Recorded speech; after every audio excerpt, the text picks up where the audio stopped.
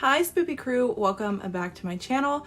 I figured since the collection has grown so much that it is time to do an updated haunted collection video, kind of give you guys some backstory on everybody that we know so far and everything like that, because it is rapidly growing. And I think the last time I made a video there was only like 4 or 5 objects and now there's over 10. So we're gonna go through that, and then I'm going to do a separate video for my oddities and taxidermy collection because that's a whole other thing. It's a whole other thing. I can never English properly when I'm doing this, and I'm pretty sure my camera's shaking, but that's okay. We're gonna jump in anyways. This guy is the most recent addition to the collection. There are so far 2 spirits confirmed inside of him, Matt and Ed. Why did I say Matt like that? Matt and Ed. He was gifted to me during the seance, which if you saw that footage, he was meant to come home with me for the collection. He's still very shy, but working on coming out of his shell. I'm not sure what happened to either of them, but it's a work in progress. As you guys know, spirits don't communicate right away. It takes time. So we're being patient with this guy, but he's very whimsical looking, the bear itself, and so stinking cute. But I'm excited to learn more about Ed and Matt, and I'm sure you guys are too. This is Miss Emma. Emma is 8 years old. Although she's given us several different ages, I think she was just being a little cheeky when she was saying 5 and 3, but then she would say 8. So we're going with 8. Emma loves to play with the motion activated lights and stuff, and she is so stinking sweet. It is unbelievable. The doll itself is composite and from about 1920, but Emma doesn't talk much, just a lot of giggling, and she loves to play games.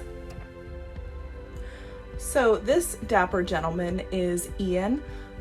We don't have a specific age, on Ian. He has said 36, he has said 42. We're not positive. We keep asking if he's a banker. He doesn't really want to answer a lot of our questions, although he did throw one of the motion activated balls one time. There's a clip of that that I'll put right now. Oh, this is a random photograph.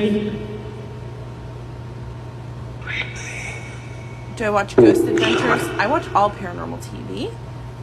Hi, Tammy.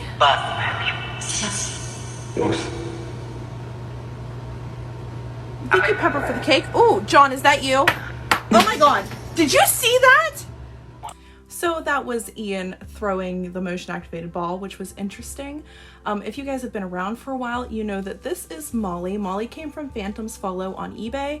She's holding a bloody bone. I'm not sure why. I'm not sure how she passed either.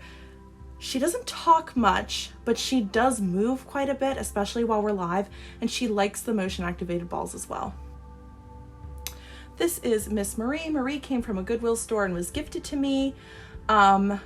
She's also very shy, but likes the lights and is warming up to the K2 meter. She loves horses and butterflies. Sometimes her ribbon moves, and I try to debunk that. Sometimes it might be a fan, but most of the time my fan is facing away from where we investigate, so it's not really likely. But I leave that up to basically everybody watching to decide, because I never want to try and seem like I'm pushing something that's not actually paranormal, and I try to debunk everything as much as I possibly can. So this is Kat. Kat came from Spiritual Gurus on Etsy. She is also 8 years old, has a little bit of a southern accent, and is just really sarcastic and funny. I will give her backstory, but I'm going to move her out of the room before I do that because she is a younger spirit and it really upsets her. So Kat's backstory, unfortunately, is that she died in a car accident. The doll did sit on her gravesite. Family members took it home and basically stuffed it in a closet, but felt uncomfortable having it anymore.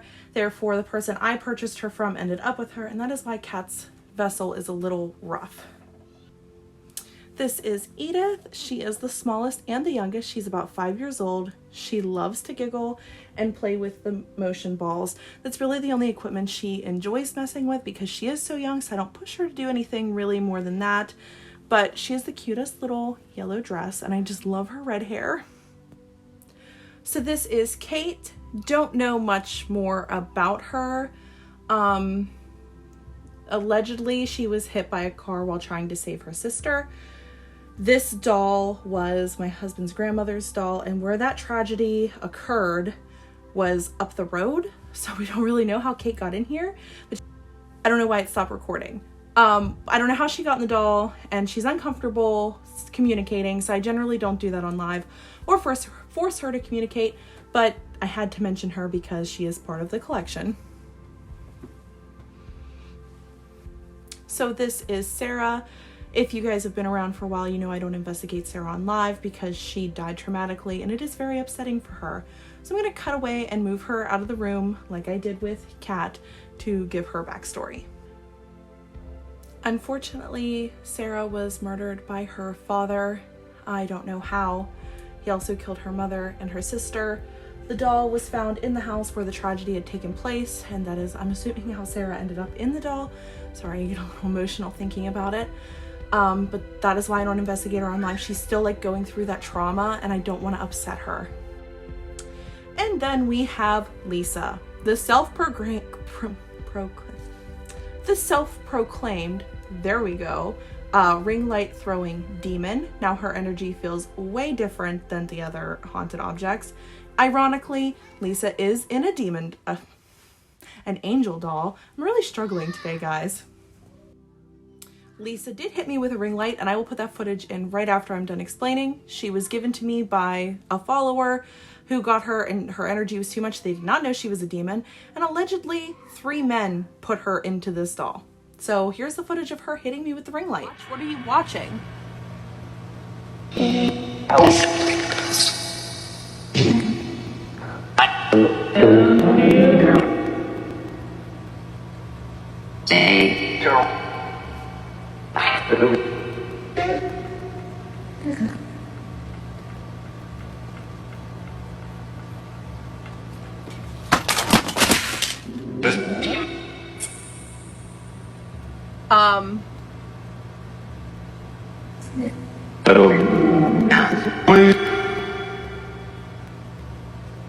We might have to.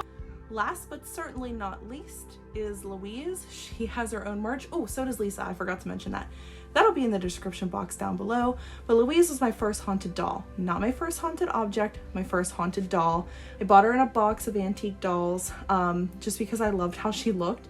Turns out she was haunted. So here's Miss Louise. Louise will use pretty much any kind of equipment, but when coming through using necrophonic or other spirit boxes, she whispers. Then of course I have this glass negative here. There's residual energy there, and this picture also residual now at this point. Although I used to get responses out of both of those, I think they've moved on. Then there's John, who's in my house. Everybody gets confused. He thinks he's in an object. This was his home far before it was ever mine. He lives here rent-free. He worked locally. He's about mid-50s and very sassy. If you haven't joined my live streams, you should, because John is hilarious.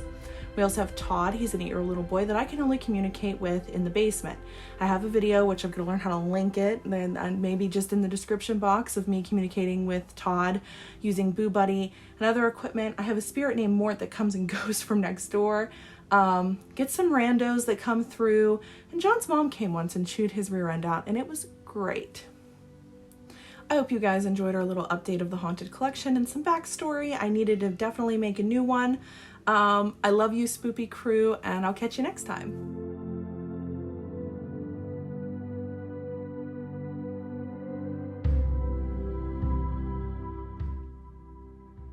Who's here?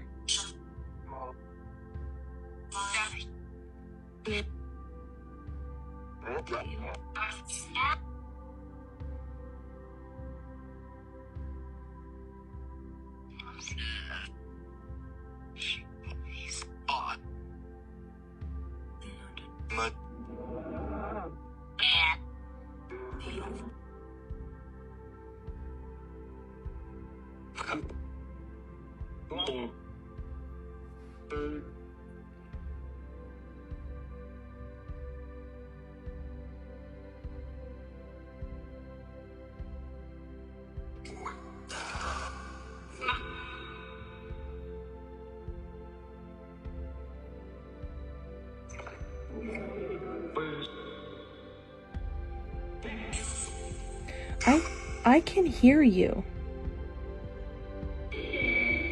I can.